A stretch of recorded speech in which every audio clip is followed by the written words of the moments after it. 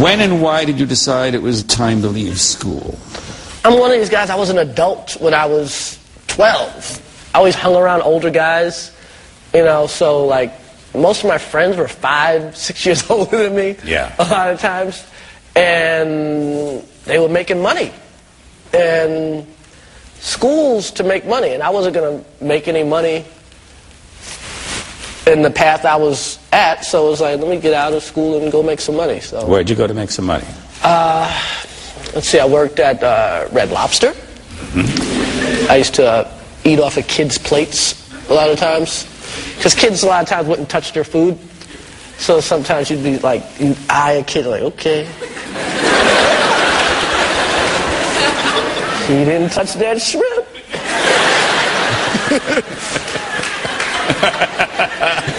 And you'd have a nice shrimp dinner that night. Eddie Murphy described to us his campaign to work his way into New York's comedy circuit. Did you follow that path as well? I didn't even know about comedy clubs. The way I got into stand-up, it was February 11th, 1985. Eddie Murphy tickets went on sale at Radio City Music Hall that day.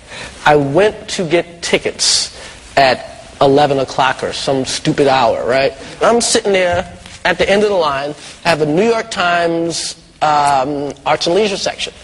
And as I'm flipping through it, planning on staying on this line all day, there's a listing of comedy clubs in the Times, and it said comic strip, Catch a Rising Star, blah, blah, blah.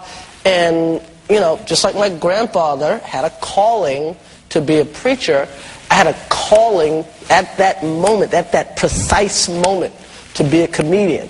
And I got off a line, and I walked from Radio City, which is on 50th and 6th, exactly, to Catch a Rising Star, which is on 77th and 1st.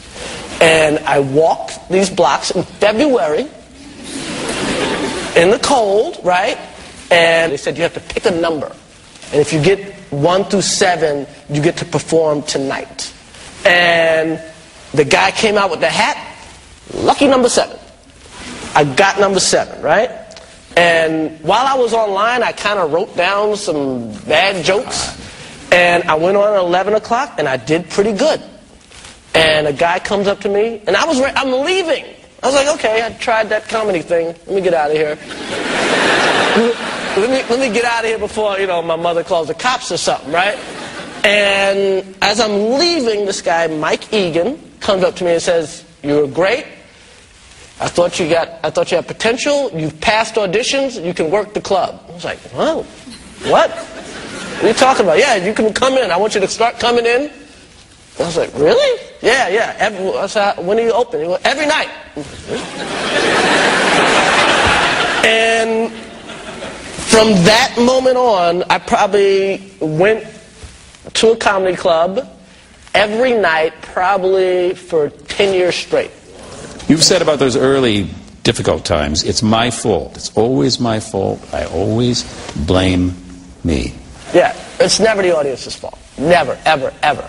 If the movie's not good, it's my fault. TV show's not good, it's my fault. Anytime I'm in front of the audience, I don't care if somebody got shot in the middle of the show. If I can't get the crowd back, it is my fault. It's my responsibility to rock the house every single time, no matter what.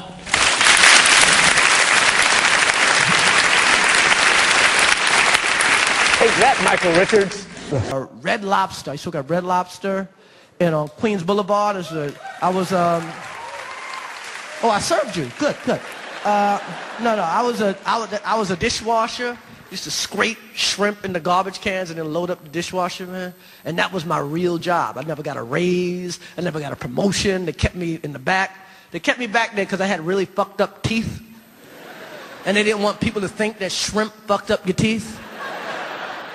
And that's what they do at restaurants. They put the ugliest people in the back. So if you don't like the people in the front, you don't want to see the people in the back. And that was my real job. I wasn't working my way through school. I wasn't working my way in telling jokes. That was my life. 1989, I was scraping shrimp, okay? And people go, Chris, how'd you end up like that? How the fuck did that happen to you? Minimum wage job? I'll tell you exactly how that happened to me. I dropped out of school in the 10th grade. Dropped out in the 10th grade, which is the dumbest thing you could ever fucking do. You know why? Because when you drop out in the 10th grade, you really might as well have dropped out in the 2nd grade. Why? Because you qualified for the exact same jobs. Matter of fact, the person that dropped out in the 2nd grade is more qualified because they have 8 years of work experience. Yeah, man. Used to scrape those fucking shrimp, man. Used to kill me. But I'll tell you this right now. Now I have a career. I have been blessed with a career. So if you got a career, thank God. If you got a job, I hope you get a career one day.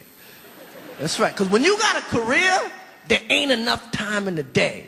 There ain't enough time. When you got a career, you look at your watch, time just flies. You're like, God damn, whoa. It's 5:35. Damn, I got to come in early tomorrow and work on my project. Because there ain't enough time when you got a career. When you got a job, there's too much time. That's right. You look at your watch like, shit, 9:08. You don't even trust the time when you got a job. You're like, what time you got? What time you got? What time you got? What time you got? What time you got? 9:15? Whoever got the latest time is the right time. He got the right time.